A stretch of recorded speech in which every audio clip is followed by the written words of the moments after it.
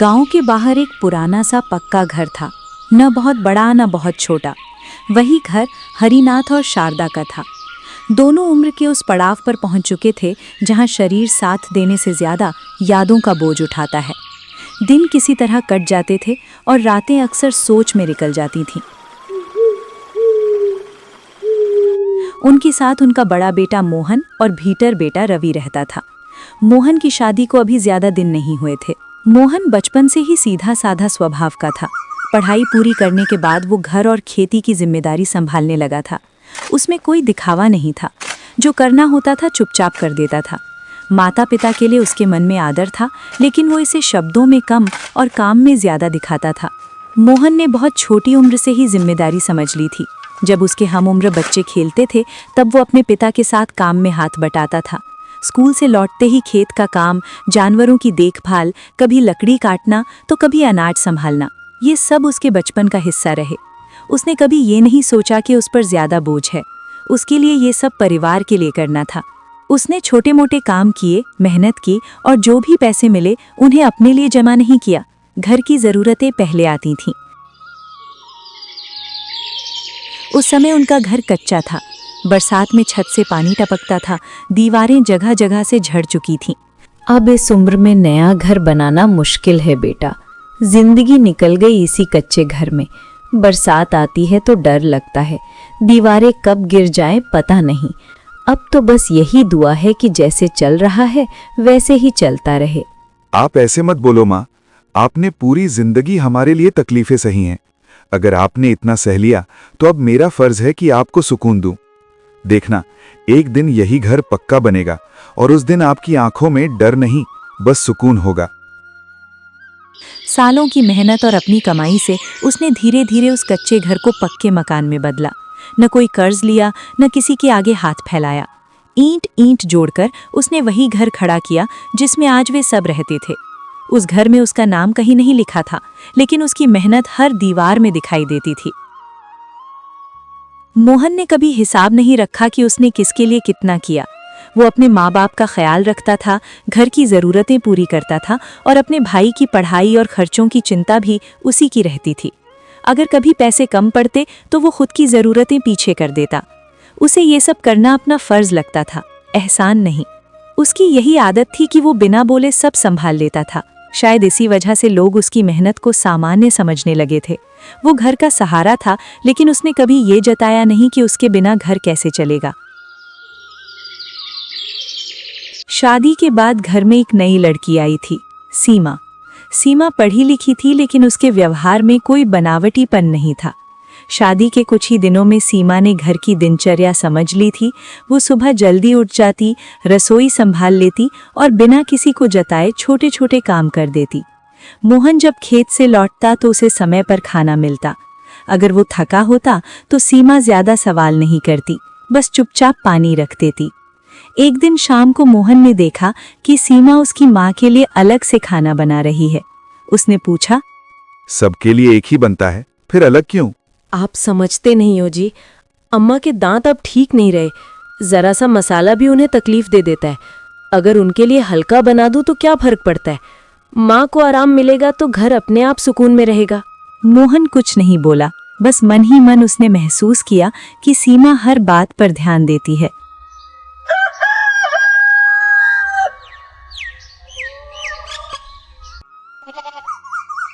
कुछ साल बीत गए। समय अपने तरीके से चलता रहा। मोहन की मेहनत रंग लाई थी। खेत ठीक चल रहे थे, घर की हालत पहले से बेहतर थी और उसके 2 बच्चे हो चुके थे। बड़ा बेटा अभी समझने लगा था और छोटी बेटी गोद में ही रहती थी। सीमा घर और बच्चों में लगी रहती थी। फिर एक दिन सब कुछ अचानक बदल गया। सुबह मोहन रोज की तरह खेत जाने की तैयारी कर रहा था। उसने बच्चों को देखा, सीमा से कहा, आज देर हो सकती है। सीमा ने बस इतना कहा, ध्यान से आना। यही उनके बीच आखिरी बातचीत थी। दोपहर तक खबर आ गई। मोहन खेत में बेहोश होकर गिर पड़ा था। जब तक लोग उसे घर लाते उसकी सांसें थम चुकी थीं। डॉक्टर ने साफ कह दिया था कि दिल ने जवाब दे दिया था।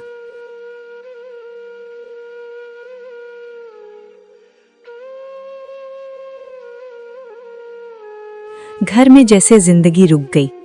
सीमा को कुछ समझ नहीं आ रहा था, कभी बच्चों को देखती, कभी मोहन के शरीर को। माँ बाप सुन्न बैठे थे। बेटा जिसने बचपन से घर को उठाया था, जो हर जिम्मेदारी अपने कंधों पर रखता था, अचानक चला गया था।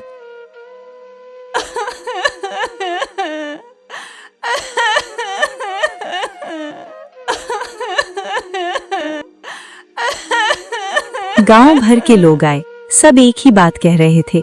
बहुत मेहनती था मोहन, दिन रात काम करता था, कभी थकान की शिकायत नहीं की। इस घर की एक एक ईंट उसी में जोड़ी थी, किसी से कर्ज नहीं लिया, किसी के आगे हाथ नहीं फैलाया। आज वही नहीं रहा तो सवाल उठता है, अब इस घर का क्या होगा? जिसने इसे खड़ा किया उसका नाम ही इसमें नहीं रहा। अंतिम संस्कार के बाद घर खाली खाली लगने लगा। मोहन के बिना सब कुछ अधूरा था। शुरुआत में कुछ दिन सब शांत रहे। सीमा चुप रहती थी। बच्चों को संभालना, घर का काम करना, बस यही उसकी दुनिया रह गई थी। माँ बाप भी ज्यादा कुछ नहीं कहते थे, लेकिन ये चुप्पी ज्यादा दिनों तक नहीं रही।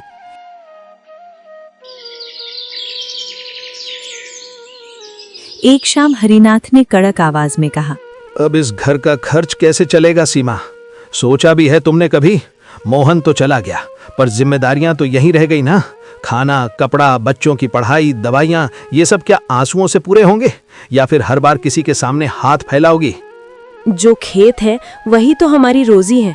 उन्होंने उन्हीं खेतों में दिन रात मेहनत की थी। अगर मैं और बच्चे मेहनत करें तो 2 वक्त की रोटी निकल ही आएगी। मेहनत? तुम अभी भी सपनों में जी रही हो सीमा।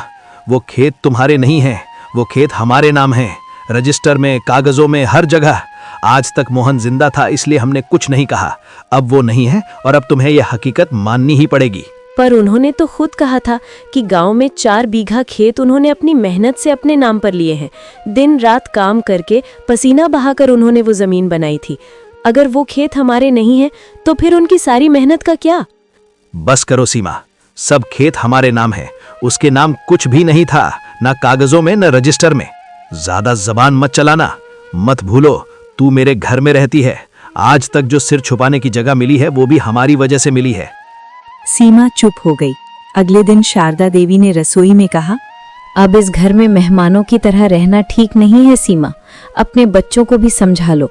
दिन में 1 वक्त ही खाना बनेगा। इतने पैसे हमारे पास नहीं है। हर बात पर मुंह उठाकर मांगना बंद करो। ये घर अब तुम्हारी जरूरतों के हिसाब से नहीं चलेगा, समझी? धीरे धीरे बातें साफ होने लगी। मोहन के नाम पर जो भी था उसे ये कहकर नजरअंदाज किया जाने लगा कि सब कुछ माँ बाप का है। सीमा जब भी कुछ बोलने की कोशिश करती, उसे चुप करा दिया जाता। बच्चों के खाने पर सवाल उठने लगे। इतना खर्च क्यों होता है इन पर? बच्चे ही तो हैं, कम में भी चल जाएगा। हर बात में ज्यादा सोचने की जरूरत नहीं होती। ये मोहन के बच्चे हैं। उन्होंने इन्हीं बच्चों के लिए अपनी पूरी जिंदगी मेहनत में लगा दी थी। मैं इन्हें किसी से कम नहीं रखने दूंगी। मोहन अब नहीं है, उसके साथ उसकी हैसियत भी चली गई। अब यहाँ वही चलेगा जो हम कहेंगे। हमारा बेटा गया है, कोई पराया नहीं। और तू बहू है, मालकिन नहीं। जैसी बहू रहेगी वैसे ही उसके बच्चे भी रहेंगे। ज्यादा खर्च, ज्यादा जिद, ये सब अब इस घर में नहीं चलेगा। ये शब्द सीमा के लिए किसी वार से कम नहीं था। रवि भी अब खुलकर बोलने लगा। भैया ने किया ही क्या था अपने जीवन में? ना कोई बड़ी नौकरी, ना कोई नाम। जो कुछ भी था इसी घर की वजह से था। तुम्हें तो एहसान मानना चाहिए भाभी कि हम आज भी तुम्हें और बच्चों को खाने को दे रहे हैं, वरना दुनिया बहुत बेरहम है, कोई यूं ही सहारा नहीं देता। उन्होंने जो कुछ भी बनाया अपने दम पर बनाया था। सिर्फ ये घर नहीं, खेत भी बनाए थे। दिन रात मेहनत की थी उन्होंने, किसी के आगे हाथ नहीं फैलाया। उन्होंने माँ बाप का ख्याल रखा, तुम्हारा भी। पूरी जिंदगी किसी से कुछ नहीं मांगा। आज वो इस दुनिया में नहीं है तो क्या इसी वजह से तुम उनकी पत्नी और बच्चों के साथ ऐसा बर्ताव कर रहे हो? अगर आज ये घर खड़ा है तो उनकी मेहनत की वजह से है। मेहनत? मेहनत? ऐसी मेहनत के सबूत भी होते हैं। अगर सच में सब कुछ उन्होंने बनाया था तो कागज दिखाओ। बिना कागज के यहाँ किसी की बात नहीं मानी जाती। भावनाओं से नहीं, हिसाब किताब से चीजें चलती हैं। धीरे धीरे जुल्म बढ़ता गया। सीमा से घर के काम करवाए जाते, लेकिन उसे घर का सदस्य नहीं माना जाता। बच्चों को डांटा जाता, कभी खाना देर से मिलता, कभी बात बात पर चुप करा दिया जाता। मोहन, जिसने अपनी पूरी जिंदगी इस घर को संभालने में लगा दी थी, उसके जाने के बाद उसी के परिवार को इस घर में बोझ समझा जाने लगा। यही थी नाइंसाफी की असली शुरुआत।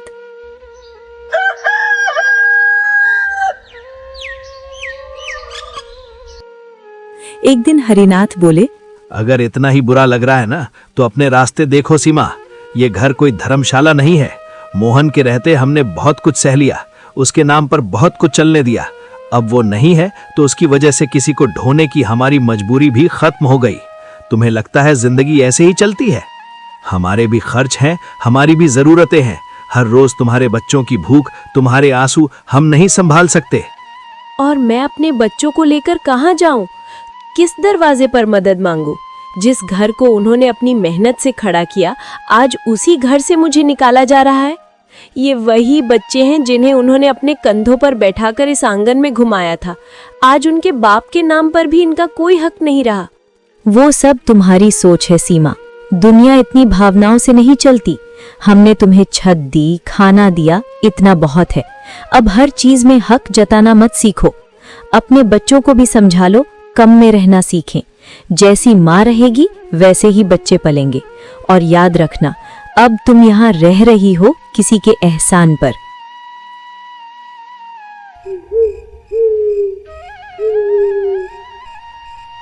उसी रात बेटा अचानक कांपने लगा।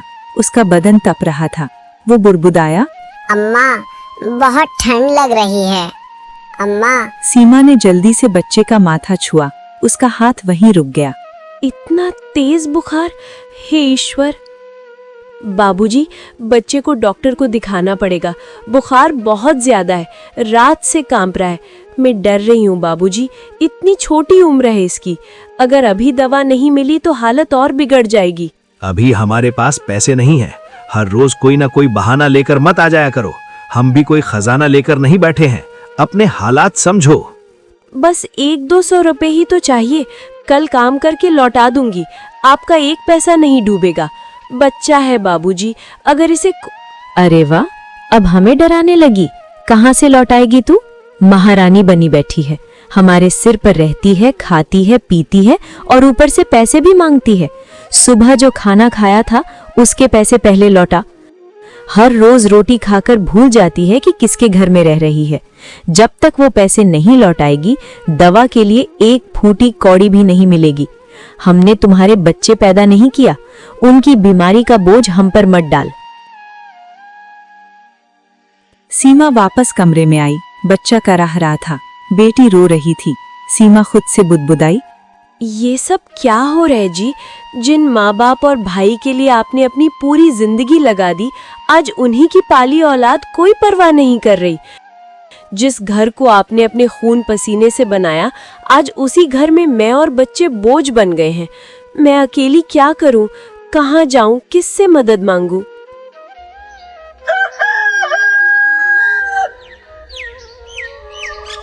अगले दिन दरवाजा खुला। हरिनाथ और शारदा देवी लौटे। हाथों में थैले थे। हरिनाथ बोले, मेले में आज अच्छा सामान मिल गया। सीमा ने थैलों की तरफ देखा। सरिया चमक रही थी, मिठाइयों की खुशबू आ रही थी। सीमा ने बच्चे को सीने से लगा लिया। मिठाइयां मेज पर रखी थीं और एक माँ अपने बच्चे की सांसें गिन रही थी। उस पल सीमा को साफ समझ आ गया कि ये मजबूरी नहीं थी, ये जानबूझकर किया गया अन्याय था। मोहन ने जिस घर को अपने पसीने से बनाया था, उसी घर में उसके बच्चे दवा के लिए तरस रहे थे। हरिनाथ और शारदा देवी ने जो किया वो खुले आंगन में नहीं हुआ। न पंचायत बुलाई गई, न सीमा को बताया गया। कागजात चुपचाप बनवाए गए। घर, खेत, जमीन सब कुछ छोटे बेटे रवि के नाम कर दिया गया। सीमा को भनक तक नहीं लगने दी गई। रवि शहर से आया था, बदले हुए कपड़े, बदला हुआ रवैया। शारदा देवी ने उसे अंदर के कमरे में बैठाया। ध्यान रखना, ये बात बहू तक नहीं पहुंचनी चाहिए। औरतों को ज्यादा पता चल जाए तो सवाल पूछने लगती हैं। उसे बस इतना पता होना चाहिए कि वो इस घर में रह रही है, मालिक नहीं है। अब सब कुछ तेरे नाम है, घर भी, खेत भी, जमीन भी। जो कागज थे सब पूरे हो चुके हैं, अब कोई बहस नहीं होगी। और अगर भाभी ने कुछ कहा तो, अगर हक वक की बात उठाई तो? वो यहाँ मेहमान है, जितना देंगे उसी में रहे। ज्यादा बोलेगी तो याद दिला देंगे कि ये उसका घर नहीं है। कुछ दिन बाद गांव में बातें चलने लगी। सीमा के कानों तक खबर पहुंची। उसने हिम्मत करके पूछा, बाबूजी, ये सच है क्या कि घर और खेत किसी के नाम कर दिए गए हैं? मुझे बताइए, क्या ये सच है कि मोहन ने जो बनाकर छोड़ा उसका हक अब छिन गया? तू क्यों दूसरों की बातें सुनकर परेशान होती है? यहाँ जो लिखा गया वही चलेगा। अधिकार या भावना से कुछ नहीं होता। मेरे पति ने ये सब अपने खून पसीने से बनाया था। उसके बच्चों का हक तो बनता है ना। क्या हम इतनी आसानी से सब कुछ खो देंगे? अब यहाँ तुम्हारी जरूरत नहीं है, जितना दिया गया वही काफी है। क्या मतलब? क्या हम जो उनके बच्चे हैं अब इस घर में जगह नहीं रख सकते? मतलब यही है कि आज ही घर खाली करो। जो है वही तुम्हारे लिए पर्याप्त है, बाकी सब अब हमारा है। बच्चे बीमार हैं, मैं अपने बच्चों को लेकर कहाँ जाऊं? किसके दरवाजे पर मदद मांगूं? इतने दिन मुफ्त खाया है, अब और नहीं। तुरंत निकल यहाँ से, मेरा घर छोड़ दो। जिस आंगन में मोहन ने ईंटें ढोई थीं, उसी आंगन से उसकी पत्नी और बच्चे निकाल दिए गए।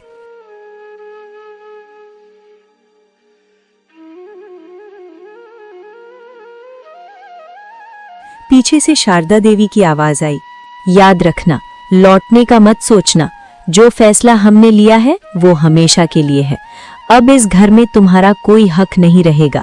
जो कुछ हुआ वही अंतिम है और इसके आगे कोई बहस बर्दाश्त नहीं होगी, समझ गई? और ध्यान रखना, अब इस घर से तुम्हारा कोई रिश्ता नहीं।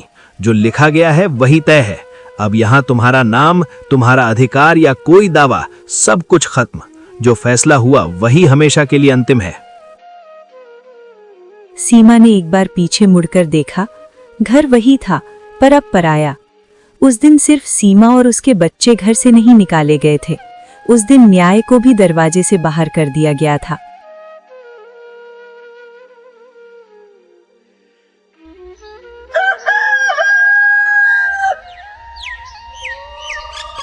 कुछ दिनों बाद सीमा ने गांव के किनारे एक छोटी सी जगह चुनी। मिट्टी और फूस से उसने एक झोंपड़ी खड़ी की। न दरवाजा ठीक था, न छत पक्की।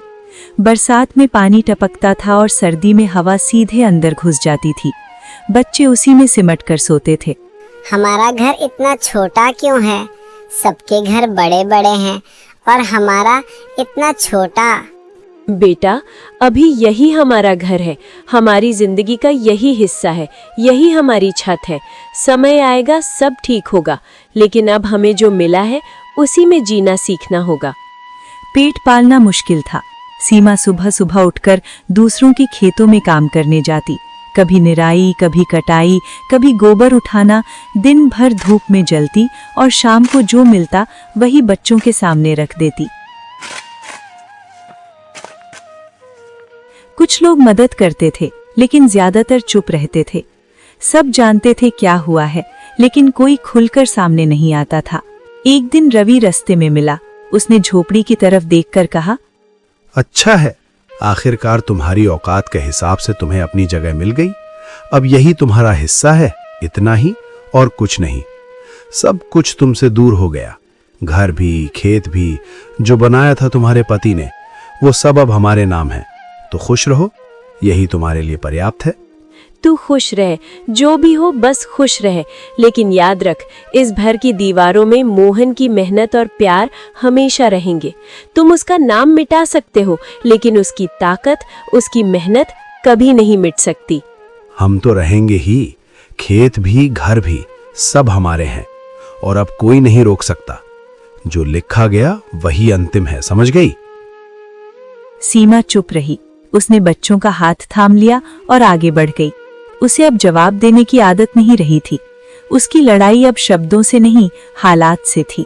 रात को झोपड़ी में बैठकर वो बच्चों को देखती और मन ही मन कहती, सुनिए जी, मैंने हार नहीं मानी है। ये मुश्किल वक्त है, पर हम टिकेंगे। जो हुआ वो हमारे ऊपर खत्म नहीं हुआ। हमारे पास हक और इरादे हैं और मैं इसे किसी भी कीमत पर खोने नहीं दूंगी। आप मेरे साथ रहो, हम मिलकर हर चीज का सामना करेंगे। जिस औरत को घर से निकाला गया था वही औरत अब अपने बच्चों के लिए दीवार बनकर खड़ी थी, और जिन लोगों ने नाइंसाफी की थी उन्हें ये पता नहीं था कि हर जुल्म का एक नतीजा होता है।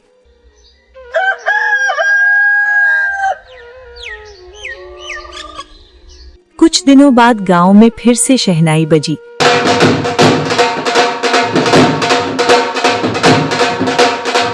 इस बार छोटे बेटे की शादी थी। वही घर, वही आंगन, लेकिन माहौल अलग था। जिस घर से मोहन की पत्नी और बच्चे निकाले गए थे उसी घर में सजावट हुई। हरिनाथ और शारदा देवी पूरे जोश में थे। ऐसा लग रहा था जैसे अब सुकून उन्हें पूरी तरह मिल गया हो। नई बहू घर आई, उसे सिर पर बैठा लिया गया। हर बात में उसका पक्ष लिया जाने लगा। शारदा देवी बार बार कहती, देखो हमारी बहू कितनी समझदार है। अब घर संभालने वाली आ गई है। कुछ ही दिनों में उसे समझा दिया गया। एक रात शारदा देवी ने धीमी आवाज में कहा, देख बहू, उस सीमा से संभल कर रहना। बहुत हिम्मत रखती है, लेकिन अब तुम्हें ही सब संभालना होगा। कल को अपने बच्चों का हक मांगने की कोशिश करेगी तो उससे पहले ही हर कदम संभाल लो, समझ गई? क्यों अम्मा, क्या वो सच में ऐसा कर सकती है? मैं समझ कर ही सब करूंगी। आज चुप है, लेकिन कल जब उसे लगेगा कि उसके बच्चों का हक खतरे में है, वो सीधे हमारे सामने आ जाएगी। तो तुम पहले ही हर कदम संभालो, कोई गलती या ढील नहीं, वरना परेशानी बड़ी हो जाएगी, समझी? आप चिंता मत करो, मैं समझदारी से सब संभाल लूंगी। सीमा की हरकतों को पहले ही रोक लूंगी। अब घर और खेत हमारे पास हैं और कोई उसे हक नहीं दे सकता। कुछ दिन बाद तीनों ने तय किया कि सीमा को उसकी जगह दिखानी जरूरी है। एक दोपहर वे झोंपड़ी की तरफ आए।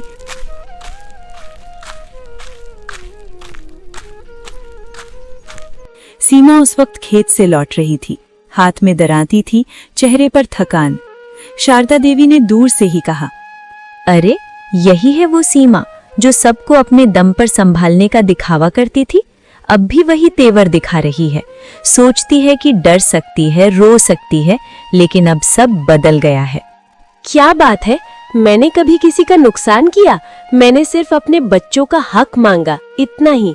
तुझे ज्यादा उड़ने की जरूरत नहीं है। जो घर, जो खेत, सब अब हमारे बेटे के नाम है। इसमें तुम्हारे लिए कोई जगह नहीं। आज हम चेतावनी देने आए हैं, समझ गई? तुम्हें पता होना चाहिए, अब उस घर से तुम्हारा कोई लेना देना नहीं। जो किया गया वो हमारे लिए किया गया। अब तुम्हारा काम सिर्फ चुप रहना है, समझ गई? मैंने कभी कहा भी नहीं कि मुझे कुछ चाहिए। मैंने सिर्फ अपने बच्चों का हक मांगा। क्या वो भी अब अपराध बन गया है? देखो बहू, झोपड़ी में रहकर भी तेवर वही है। सोचती थी कि अब भी किसी को डरा सकती है, लेकिन समझ लो, अब इस घर में तुम्हारा कोई अधिकार नहीं। जो लिखा गया वही अंतिम है, और जो रास्ता हमने तय किया वही चलेगा। वे हंसते हुए लौट गए। जाते जाते रवि बोला, याद रखना, ये आखिरी वार्निंग है। सीमा वहीं खड़ी रही। हाथ कांप रहे थे, लेकिन आंखों में आंसू नहीं थे। जब वे चले गए, वो झोंपड़ी के अंदर गई, बच्चों को पास बिठाया और कहा, डरने की जरूरत नहीं है। उस दिन सीमा को साफ समझ आ गया कि अब ये सिर्फ सहने की बात नहीं रही, अब ये लड़ाई थी अपने बच्चों के हक और सम्मान की। और नाइंसाफी करने वालों को ये अंदाजा नहीं था कि जिस औरत को वे डराने आए थे उसके भीतर अब चुप रहने की ताकत नहीं बची थी। कुछ महीने बीते। उम्र और तनाव ने हरिनाथ के शरीर को तोड़ दिया। एक सुबह वो उठ ही नहीं पाए। सांस भारी थी, आंखें अधखुली। गांव का डॉक्टर बुलाया गया। नाड़ी देखकर उसने साफ कहा, इन्हें तुरंत शहर के अस्पताल ले जाइए, यहाँ कुछ नहीं हो पाएगा। स्थिति बहुत गंभीर है। अगर अभी इलाज शुरू नहीं किया गया तो समय बहुत कम है।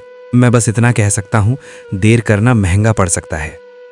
अभी ले चलो डॉक्टर, मुझे चिंता हो रही है। कुछ हो गया तो मैं अपनी जान कैसे सह पाऊंगी? मैं नहीं देख पाऊंगी अगर अभी कुछ हुआ तो। माँ देखो, मैं अभी इन्हें अस्पताल ले जाता हूँ, चिंता मत करो, अभी सब ठीक हो जाएगा। हम समय पर हैं, डॉक्टर ने कहा तो हम नहीं रुक सकते। पैसों या रास्ते की चिंता मत करो। जान की कीमत पैसों से कहीं ज्यादा है। सुनिए जी, शहर ले जाने में तो बहुत खर्च आएगा। अब इस उम्र में जान बचाकर क्या करना है? सारी जिंदगी तो कट चुकी, अब बस यही बचा है। दवाइयाँ, अस्पताल, डॉक्टर, खर्चा, हर रोज यही झंझट। और मैं पूछ रही हूँ, आखिर किस लिए? आखिर कब तक इस दौड़ धूप में रहेंगे?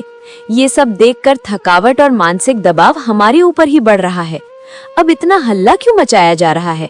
सोचो, हम भी तो थक चुके हैं। पैसे खर्च करना आसान नहीं है। रोज रोज ये बोझ उठाना किसने सोचा था?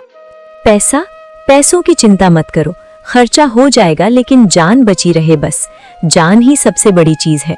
अगर अब समय रहते कुछ नहीं किया तो बाद में पछताने का कोई फायदा नहीं। हम फिर कमा लेंगे, ठीक कर देंगे, लेकिन अगर उसकी सांसें रुक गई तो माँ, पत्नी, बेटा, सबकी जिंदगी उसी एक पल में खत्म हो जाएगी। यही सोचकर मुझे डर लग रहा है। माँ, मुझे लगता है नैना सही कह रही है।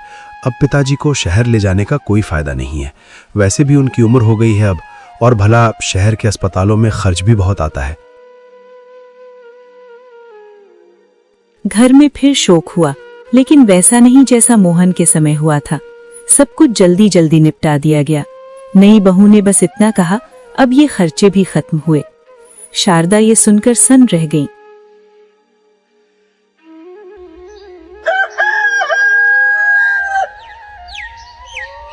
कुछ दिन बीते। अब शारदा अकेली थी। वही शारदा जो कभी सीमा को ताने मारती थी, आज खुद उसी जगह खड़ी थी। पहले समय पर खाना मिलता था, अब नहीं। एक दिन दोपहर बीत गई। शारदा ने धीरे से आवाज लगाई, बहू, कुछ खाने को मिलेगा? बस थोड़ा सा, बहुत भूख लगी है। मैं कुछ नहीं खाऊंगी तो बेहोश हो जाऊंगी।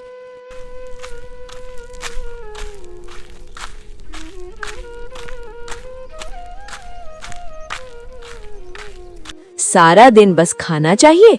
हाँ, अब बस यही काम रह गया है तुम्हारे पास। और मुझे अभी और बहुत से काम है। साफ सफाई, बच्चों की पढ़ाई, कपड़े, घर का सारा झंझट। तुम सोचती हो कि मैं सिर्फ खाना देने के लिए यहाँ हूँ? ऐसा नहीं चलेगा, समझी? तुम्हें खुद ही देखना होगा कि क्या करना है। अगले दिन भी वही हुआ। कभी खाना ठंडा, कभी बचा खुचा, कभी बिल्कुल नहीं। शारदा ने एक दिन रोते हुए कहा, मैंने क्या बिगाड़ा है तुम्हारा? क्या मैंने कभी तुम्हारे रास्ते में कोई रोड़ा रखा? बस थोड़ी मदद मांगी थी, थोड़ी रोटी मांगी थी। क्या इतना भी अब मुझे अपनी औकात बताने का हक नहीं है? अब नाटक मत करो। बस ये समझ ले कि यहाँ जो चलता है वही चलता है। तुम्हारी बातों से कोई फर्क नहीं पड़ेगा। जो खाना मिलेगा वही मिलेगा, जो नहीं मिलेगा वही तुम्हारा भाग्य है। और हाँ, अपनी औकात भूल मत जाना। शारदा को याद आने लगा, सीमा के बच्चे भूखे थे और उसने कहा था हमारे पास पैसे नहीं हैं। आज वही शब्द उसकी तरफ लौट आए थे।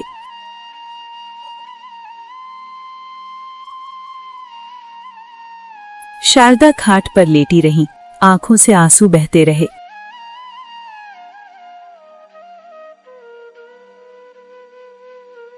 उन्हें सीमा का चेहरा याद आया, उसके हाथ जोड़ना, बच्चों के लिए दवा मांगना। उन्हें याद आया कि कैसे उन्होंने मुंह फेर लिया था। अब मुंह फेरने वाला कोई और था।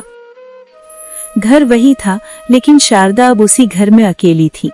और पहली बार उन्हें समझ में आया कि नाइंसाफी सिर्फ सहने वाले को नहीं, करने वाले को भी अंदर से तोड़ देती है। हरिनाथ के जाने के बाद शारदा की हालत और बिगड़ गई। अब वो घर में सिर्फ एक बोझ थी। नई बहू के चेहरे पर नकली सम्मान भी नहीं बचा था। अब उसके शब्द सीधे चोट करने लगे थे। दोपहर बीत जाती, खाना नहीं मिलता। शारदा पूछती, आज कुछ बनेगा? जवाब मिलता, इतनी भूख है तो मर क्यों नहीं जाती? ये शब्द सुनकर शारदा सन्न रह जाती, आंखें भर आती, लेकिन आवाज नहीं निकलती। एक दिन नई बहू ने साफ कहा, सासू माँ की हर सांस के साथ घर का खर्च बढ़ता जा रहा है। दवाइयाँ, इलाज, देखभाल, सब कुछ पैसे खा रहा है। एक तो जा चुका है, अब बस सासू माँ का समय पूरा होने का इंतजार है। तब जाकर इस घर में चैन आएगा, और मेरा भी। नैना, ये कैसी सोच है तुम्हारी? वो मेरी माँ है, जिंदा इंसान है, कोई बोझ नहीं। किसी की मौत का इंतजार करना पाप होता है, समझती क्यों नहीं? पाप पुण्य की बातें बाद में करना रवि, मैं हकीकत की बात कर रही हूँ। जिस दिन सासू माँ जाएंगी उसी दिन ये घर हल्का होगा, खर्च भी कम होगा, जिम्मेदारी भी। और मैं झूठी हमदर्दी नहीं दिखा सकती। अब पानी भी समय पर नहीं मिलता था। कई बार शारदा दिन भर बिना पानी के पड़ी रहती। पड़ोसी कभी कभी उसे खाना दे जाते, कोई पानी पिला देता। धीरे धीरे गांव वालों को सब समझ आने लगा। कोई सीधे कुछ नहीं बोलता था, लेकिन कभी कोई रोटी रख जाता, कभी कटोरी में दाल। शारदा छुप कर खाती, जैसे कोई गुनाह कर रही हूं। उसी वक्त गांव के किनारे उस छोटी सी झोपड़ी में सीना अपनी जिंदगी संभाले खड़ी थी। हालात आसान नहीं थे, लेकिन उसने हार नहीं मानी। वो सुबह खेतों में काम करती, शाम को बच्चों को पढ़ाती, कभी दिए की रोशनी में, कभी चूल्हे के पास बैठाकर। अम्मा, क्या हमारी जिंदगी भी कभी बदलेगी? क्या हम भी इस कच्चे घर से निकलकर कभी पक्की छत के नीचे रह पाएंगे, जहां बारिश टपके नहीं और रात को डर ना लगे? क्या वो दिन भी आएगा अम्मा? आएगा बेटा, जरूर आएगा।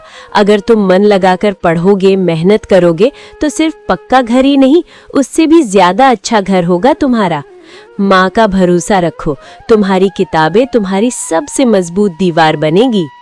वक्त बीतता गया, मेहनत रंग लाई। बेटे ने पढ़ाई में नाम किया। एक दिन शहर से चिट्ठी आई, सरकारी दफ्तर से। चयन हो गया था। सीमा ने चिट्ठी हाथ में ली और बहुत देर तक कुछ नहीं बोली। फिर उसने बच्चों को देखा और कहा, अब हम आगे बढ़ेंगे। कुछ ही दिनों में राजू ने अपनी माँ और बहन को शहर बुला लिया। पहली बार सीमा ने सुकून की सांस ली। उधर शारदा उसी घर में और ज्यादा अकेली हो गई।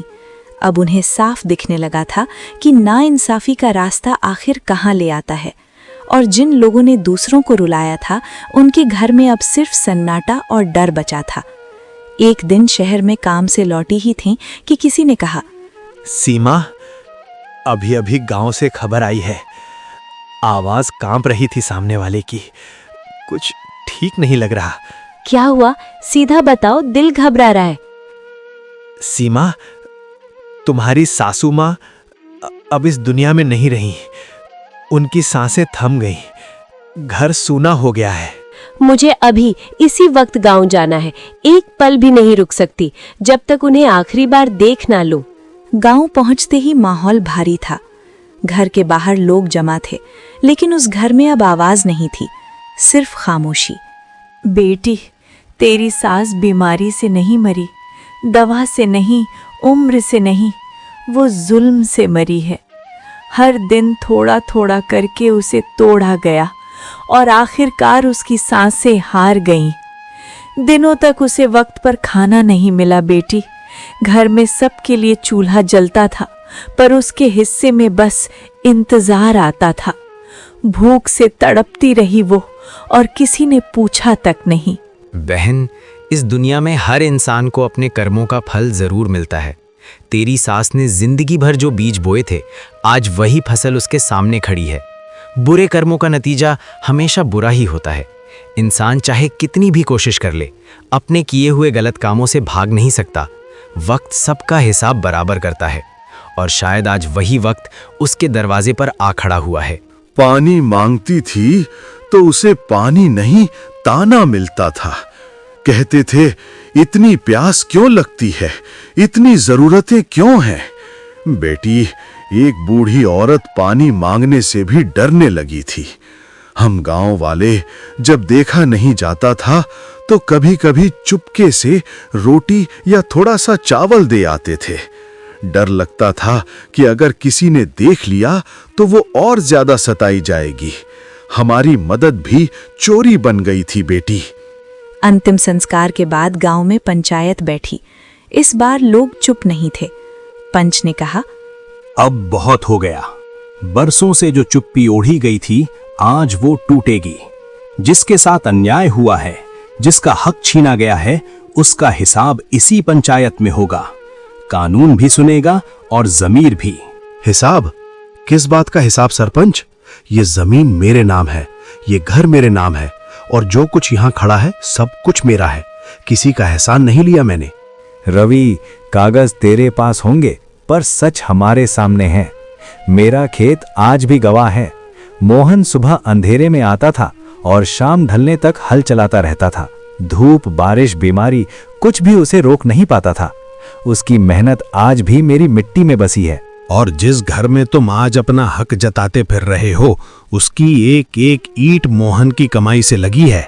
वो मजदूरी करता रहा, रातें काटता रहा, ताकि इस घर की दीवारें खड़ी हों।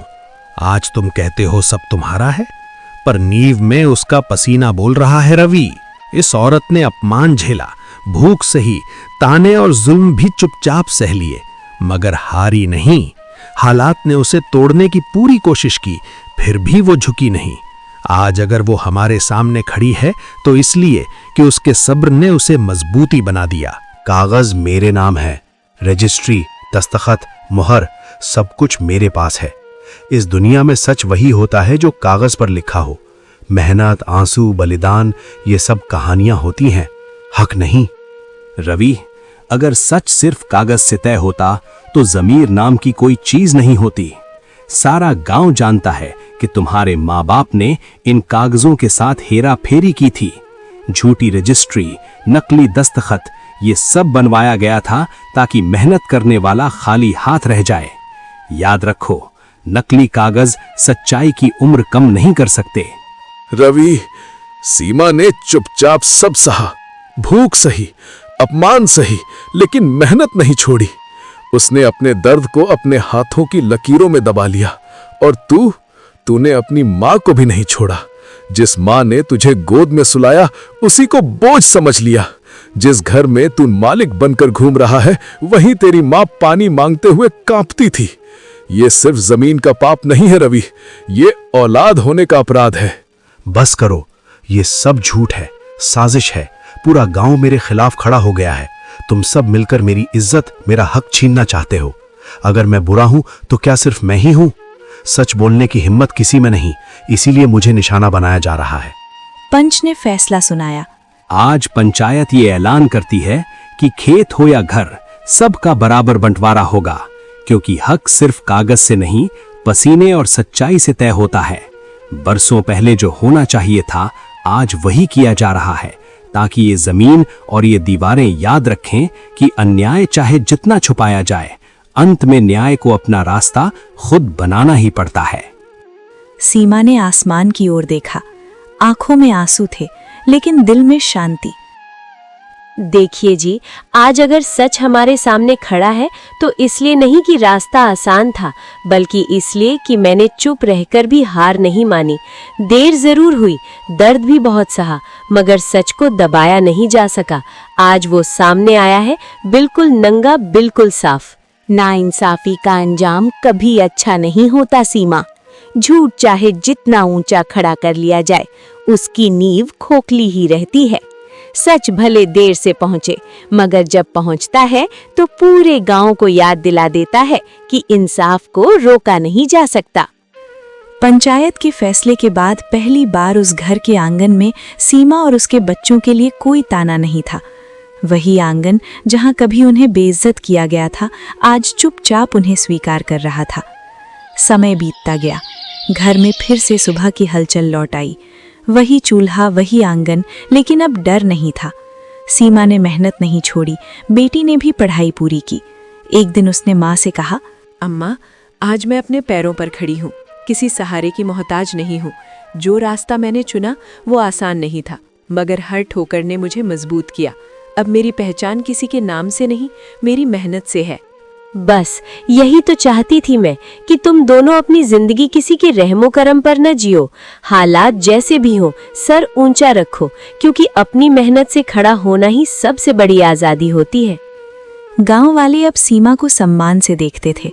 जो कभी चुप थे, अब कहते थे, इस औरत ने अपमान झेला, भूख सही, ताने और जुल्म भी चुपचाप सह लिए, मगर हारी नहीं। हालात ने उसे तोड़ने की पूरी कोशिश की, फिर भी वो झुकी नहीं। आज अगर वो हमारे सामने खड़ी है तो इसलिए कि उसके सब्र ने उसे मजबूती बना दिया। उसी घर के कोने में बैठा रवि सब देखता था। वही घर, वही खेत, लेकिन अब उसकी आवाज में पहले जैसी अकड़ नहीं थी। जो अन्याय करता है वो कभी